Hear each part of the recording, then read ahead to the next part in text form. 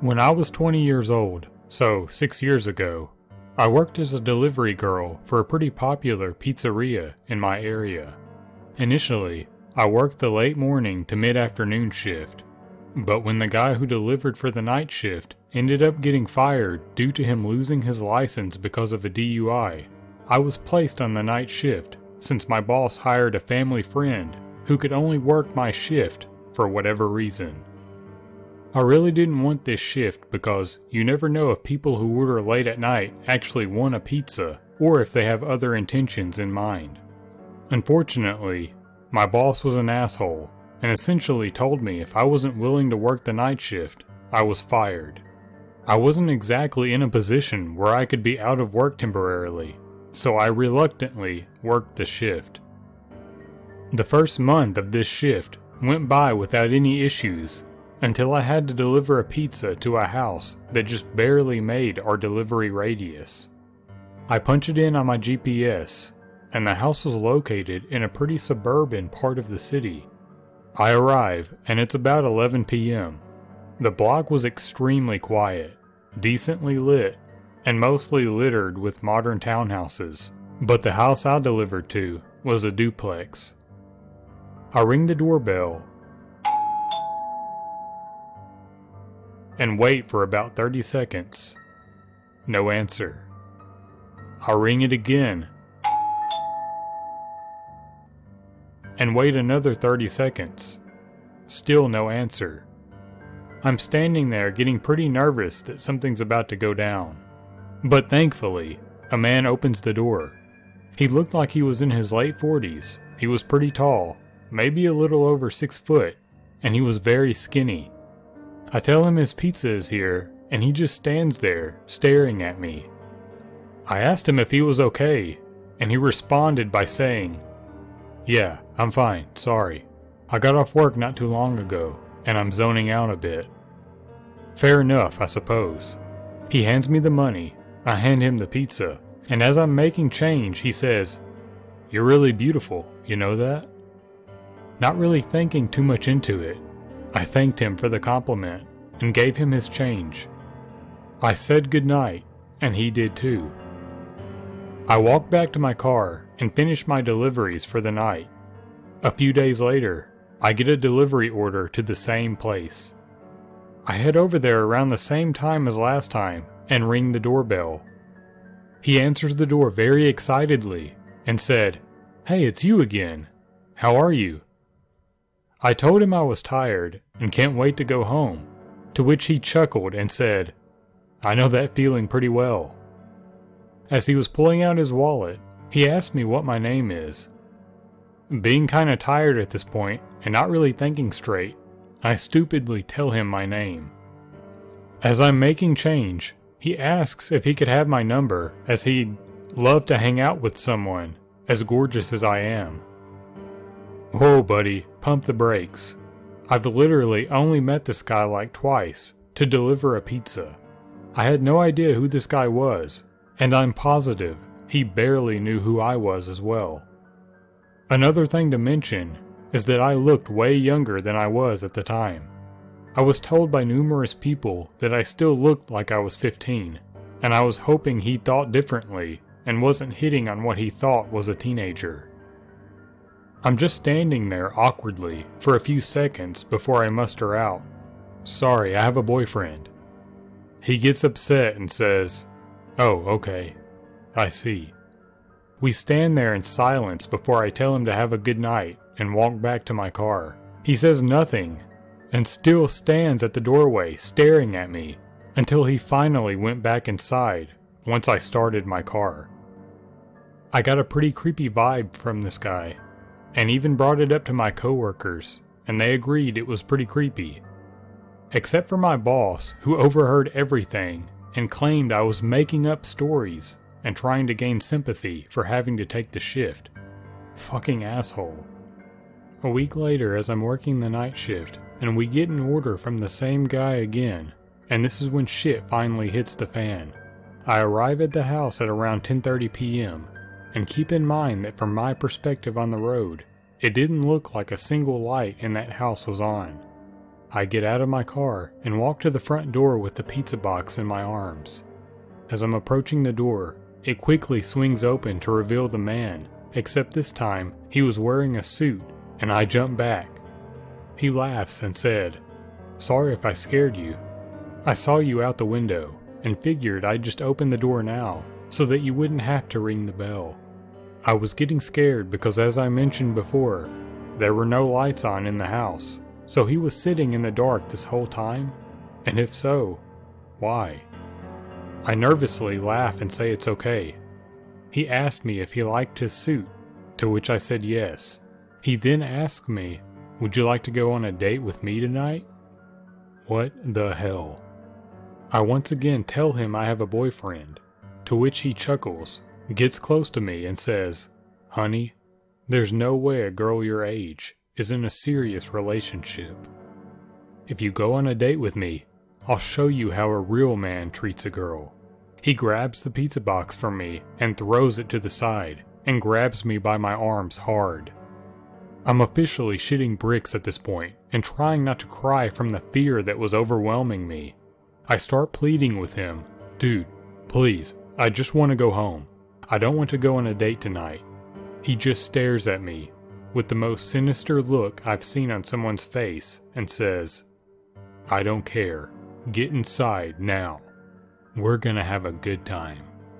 He starts trying to pull me into the house, and I'm trying to resist as hard as I can. After a bit of struggling, he lets go of one of my arms and starts grabbing something out of his pocket, which I presumed was a knife. I did something that to this day I am still thankful worked as he was doing that. I used my free arm to punch him as hard as I could in his stomach. This stuns him for a few seconds, and he loosened his grip on me, allowing me to break free. I quickly run to my car, and as I get in, he runs at me and tries to pull me out of the car, holding the knife in the other arm, and even yells, "Why are you making this so fucking difficult?" I grab a half-empty soda bottle I had in the cup holder and throw it, and luckily it hits his head and he lets me go. I slam the door, and then all of a sudden he jumps right on the hood of my car and starts scratching and banging on my windshield with his knife. I put the car in reverse and quickly back out of the spot and quickly reverse down the road with him desperately trying to hold on. He's banging on my hood screaming, "Stop the car!" I turn onto the next road as swiftly as possible, and luckily he falls off the hood of my car. I slammed the gas as hard as I could to get as far away from that sick bastard as I could. In my panicked state, I drove a couple of blocks down the street and kept making turn after turn onto other side blocks as I feared I was being followed. Eventually, I reached a red light and I slammed on the brakes and just sat at the intersection frozen from what had just happened. I began crying and violently shaking as I was sitting there. It dawned on me that I came so close to losing my life, and I couldn't help but feel like I shouldn't have been alive. Once the light turned green, I pulled over to the side and just sat there crying. Eventually, I got the energy to drive back to the pizzeria, and almost immediately after I walk in, my coworker knew something was wrong after seeing me. I practically broke down in front of him, and everyone else came to the front wondering what was going on. I fought my tears and explained everything that had just happened. My coworker comforted me, and my boss surprised me and began apologizing profusely for what had happened and for putting me on the night shift. He took me into the office and handed me the phone to call the cops. They arrive at the store, and I give them my statement, as well as taking pictures of any marks on myself, as well as scratches on my car from the encounter as evidence. My coworker followed behind me as I drove home, and I collapsed on my bed, and strangely enough, I managed to fall asleep. I quit my job the next day, and luckily a friend of mine managed to hook me up with a new job at her clothing store. As far as the psycho goes, 2 days later, I receive an update from the police. The entire duplex was owned by the guy's brother, who lived on the right side with his wife, and the psycho lived on the left side of the duplex. I learned that he had been in and out of jail constantly at first for robberies and assaults, but later on, it was for sex crimes. He had been released from jail about 5 months before this encounter for having sex with a minor. When they arrived at the house, he was long gone, and his family had no idea where he ran off to, but the police insisted they would find him. And indeed they did, but not alive. I spent the next 2 months in fear that he would find me and finish what he had in mind, but the police contacted me and updated me on the case. Apparently he fled to another city nearby and attempted to kidnap a teenager walking alone late at night on the street. Luckily, somebody happened to be looking out the window at the right time, called the cops, and the police caught him trying to force her into his car. He manages to flee, and the police chase after him. He blew a red light near a busy boulevard, and a van slammed right into the driver's side of his car. By some sort of miracle, the driver of the van only sustained minor injuries, while the psycho succumbed to his wounds long before the ambulance even arrived. I thank the officers for everything they did, and for informing me, and I walked out of the station. I walk down the street, and I light up a cigarette as I'm taking in everything I had just been told. I don't wish death on people, but after hearing about his death, I felt relieved. I felt relieved that he couldn't hurt anyone anymore. I was relieved that I would never have to encounter him ever again, and that I wouldn't have to go through with charging him and reliving what happened that night. My last experience 2 years before this was scary, but I think this one takes the cake as being the scariest, as I was alone and face to face with this psycho. Who knows where I'd be if he'd managed to pull me into his house.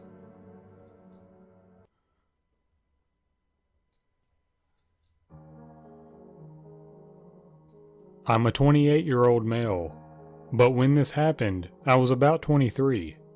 I worked at a mom-and-pop's pizza shop in Northern California. It's a small farm town and has a few suburbs near it.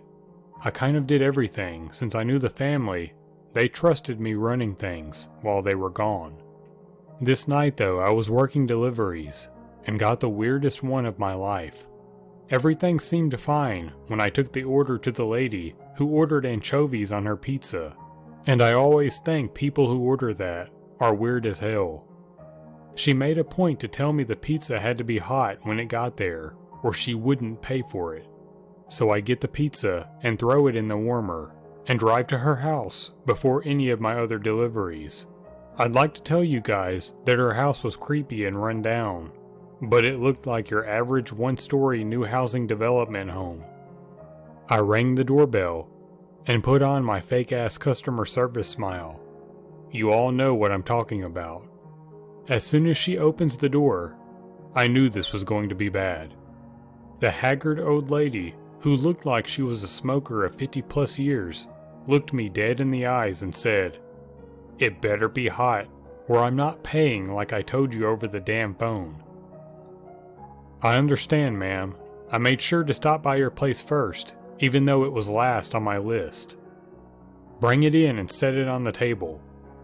She said this, and now I normally didn't go inside customers' homes because I read way too many stories on no sleep and let's not meet. But at this point, I'm just wanting to kill her with kindness and see where this will go, so I say, "No problem. I also brought cheese and ranch for you if you need it." As soon as I opened the bag, she grabbed the box and her hand was on the bottom of it, just rubbing it. "It's not hot enough. You fuckers do this every time, and I'm not paying for this shit, not a single dime." One thing I have an issue with is my mouth. I don't know when to just shut up and try to understand where people are coming from. "Look, lady, your house is a 5-minute drive from our shop, and I stopped by your place first. There is no way that your pizza is cold. If you refuse to pay, you're going to be 86'd, and I'll rotate it on your account." She immediately walked into her kitchen and came back out. She had old pizza from a few weeks prior she had ordered from us and threw it at me. "Take your fucking pizza and get out of my house, you're the devil." She yelled that at me and kept calling me Satan and the devil. Again, my mouth has no filter, and I can't control it. I try, but I fail every time. As I'm closing the bag and laughing about how much I hate my job, I tell her, "Alright, ma'am, you will not be able to order pizza from us again. I hope you have a great day. God bless you and your house." She kept following me outside of my car screaming, "You are the fucking devil." And there are families out there just watching this go down. So I get into my car and start driving. Once I'm back, I tell my manager what happened. And she told me that this lady had already called in and screamed to her about what happened. Her story was that I cussed her out and got her order wrong. My manager shut her down and said I'd never do anything like that. But here's the weird part. She whispered into the phone to my manager and repeated, "Send him back. Send him back. Send him back. Send him back." She called once a day for almost 3 months, just whispering this to whoever would answer. She started driving by the restaurant and yelling, "The devil works here. You're all going to hell." Now, I wasn't scared. I was just pissed and wanted to retaliate, because I can't tell you how many times she tried to follow me back to my apartment when I got off work. One night, I pulled over and got out just for her to stop her car in the road with her lights on, yelling, "The devil is here." After this, I jumped back in my car and sped off.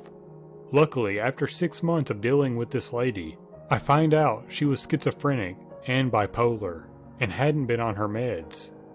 Her daughter put her in a care home, but when she was cleaning out her house, she saw that her room had pictures of me all over her bedroom wall with the word, yep, you guessed it, devil, written all over it. She found me and explained everything to me, and that was the end of it all.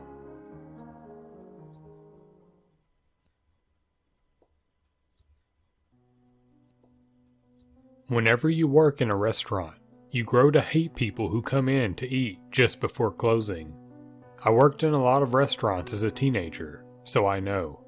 At every place I worked, the manager would never turn anyone away, even if it was just a few minutes before closing. The most fun I ever had working in a restaurant was a local pizza place where I was a delivery driver.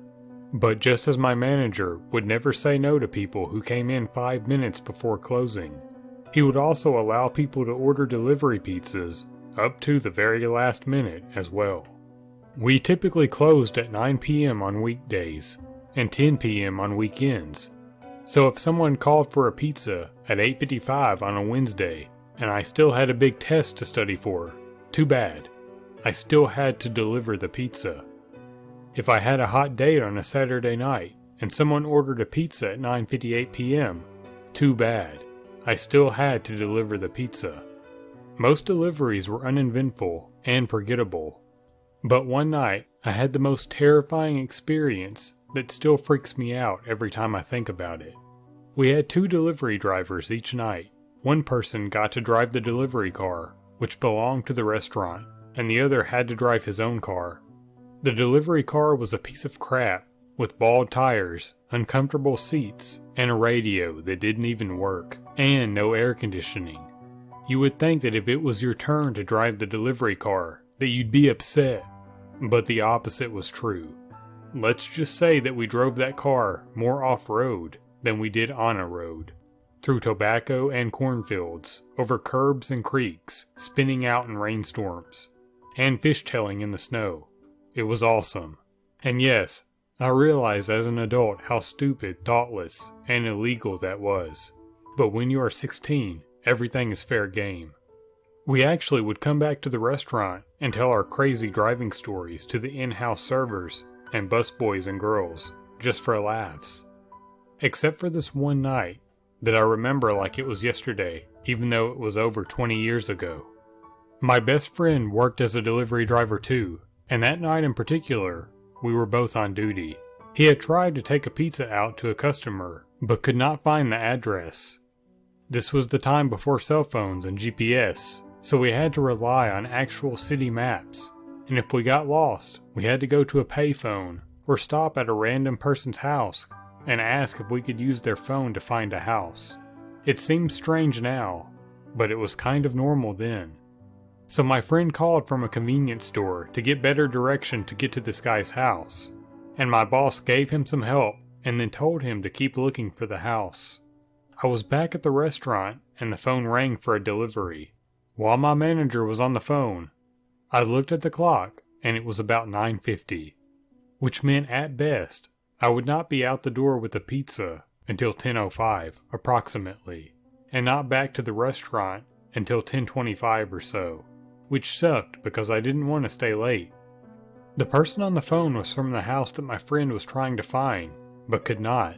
My boss spoke to the guy for a moment, wrote down specific directions, and told the guy we would send him a new hot pizza, and I was going to be the one to bring it.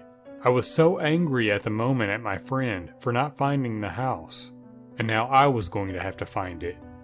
But I would not feel the same way about 30 minutes later. We threw together the pizza quickly, cooked it, boxed and bagged it up. I had driven before to some bad neighborhoods, and had some strange experiences with weird people, questionably horny ladies, and people under the influence of just about all the drugs you could think of, but never anyone excessively scary or violent. That would change on this night. I grabbed the pizza, jumped in the delivery car, and sped off to the house. I knew approximately where it was, but not exactly. You would be surprised how many returning customers call delivery places. You get to know the regulars pretty well, so going to new houses was a challenge that was usually fun, but not this time. About halfway there it started to rain, and I don't mean drizzle, I mean a full-blown raging storm. Because the delivery car had bald tires, I knew that if I tipped the steering wheel to the right or left while speeding in the rain, the car would fishtail. A quick turn of the steering wheel the opposite direction would straighten up the car, and you could continue on your way. I looked up ahead and saw the house where I needed to deliver the pizza. I decided, because I was a stupid 16-year-old, to try to fishtail the car into the guy's driveway, Fast and Furious style, though that movie had not been made at that point. I turned the wheel slightly to the left, and the car started to fishtail. I turned the wheel back to straighten the car, but that did not work. The car kept spinning, maybe 2 full 360 turns, and the car hit the guy's mailbox, and the car fell into a ditch next to his driveway. As the car fell into the ditch, I hit my head very hard against the driver window, splitting the side of my head open. I don't know if you've ever cut your head anywhere. Even if it's a relatively minor cut, your scalp bleeds a ton when it's cut. I got out of the car and did what a good delivery driver would do. Deliver the pizza. Not to mention I was going to have to use this guy's phone to call my boss and tell him what happened. I knew I was in trouble and likely hurt, but again, as a 16-year-old, I did what I thought I should. Because it was raining and pitch black, I did not notice how badly my head was bleeding, so I walked up to the house. I knocked on the door. No answer. I knocked again, and yelled the name of the pizza store, and the porch light turned on. At that moment I saw myself in the reflection of the door window, and saw blood covering my face, shirt, and the Pizza Hut bag we kept pizzas in while delivering them. The guy opened the door. He was an older guy with stringy white hair, bad teeth, and dressed in a tank top undershirt and shorts. He didn't say anything, but just looked at the car, then at my head, and then at the pizza bag. I told him immediately that I needed to call my boss and tell him about the car. He apprehensively let me in and asked me if he was going to have to pay for his late pizza. Even though this guy was creepy as hell, I sort of laughed as if to say, "Can you see my head?" He became angry and asked again, "Do I have to pay for that?" I didn't respond and asked again if I could use his phone. He said no. He asked again if he was going to have to pay for the pizza, and I said no, that I would pay for it, and I just needed to use his phone. He said no again. I gave him the pizza and turned to leave. I noticed that blood was dripping off my head onto the bag still, and onto my clothes. I asked him one more time, "I think I'm hurt. May I please use your phone?" He said, in the creepiest voice you could imagine, "You can stay till morning, if you'd like," and gave the dirtiest, scariest grin you could imagine. I started backing up towards the door, and he started walking towards me as if to stop me. At that moment, my best friend drove into the driveway. Again, because he had no cell phone, he did not know we had sent out a new delivery. He had been looking for the house and finally arrived. Seeing his lights come into his driveway made the man back off. I just turned, grabbed the door handle, and ran out to my best friend's car. He asked me what happened, and I told him just to drive, and I'd explain once we were far away. We went back to the restaurant, and my boss called the police, told me to go to the emergency room, and went to meet the police at the guy's house to see if he could get the delivery car. He could not, so we had to call a tow truck when he got back to the store. The police talked to the guy, took his side of the story, and said there was nothing they could do, because he didn't touch me or try to physically keep me in the house or threaten me. There was nothing they could do. I found this out later when the police came to talk to me about what had happened at the emergency room. I had to get 12 stitches on the left side of my scalp, just above my ear. I didn't get in trouble because, of course, I didn't tell the police that the spinning car was my own fault, but just caused by the heavy rain. The car was surprisingly fine and only needed minor repairs. My boss finally got new tires for it too, which I remember being sad about later when I could not fishtail the car anymore. Given a bloody teenager who just wrecked your mailbox and came up to your door with a pizza that is over an hour late, I may not be the most willing to help, but I know if my friend had not shown up, something really bad was about to happen. The thing that convinced me he was going to do me harm is he never pursued me or my boss to pay him for the mailbox I destroyed. I figured in my teenage head that he didn't want any heat on himself and was willing to let that go for fear he may have been found out, but I will never know.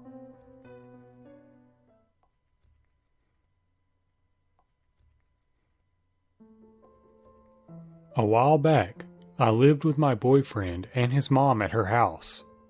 I was alone every weekend, and I hated this because I really scare myself when I'm alone. Mostly at night though. That being said, this place was like Fort Knox, and it would be nearly impossible for someone to just break in. I would be able to hear them trying, so I could escape if need be. That gave me a lot of reassurance. So during the daytime, I wouldn't get scared really. Anyway, it was a Saturday, so I was watching TV and such when the doorbell rings. I peek out some of the blinds to see a guy holding a pizza. Right off the bat, I just thought he went to the wrong house, but I kept watching, which made me notice his appearance more. He wasn't wearing a uniform. He was instead wearing black pants, black shoes, and an oversized black hoodie. I saw his car, which was also all black, had dark tinted windows, and no pizza logo anywhere to be seen. The pizza box was just white. I didn't notice any logo there either. I just watched him until he drove away. He did knock a couple more times, but Lord knows I wouldn't open the door. I told my boyfriend immediately, and he said that perhaps someone was having something delivered for his mom's upcoming birthday, about 3 days away. I made myself believe that so I could sleep at night, but it was 100% a pizza box, and I personally never heard of some pizza that's so high-end that they use no logo. It was weird, and it gave me a horrible feeling of being watched. Who knows what could have happened if I had opened the door. So, strange pizza man, let's not meet.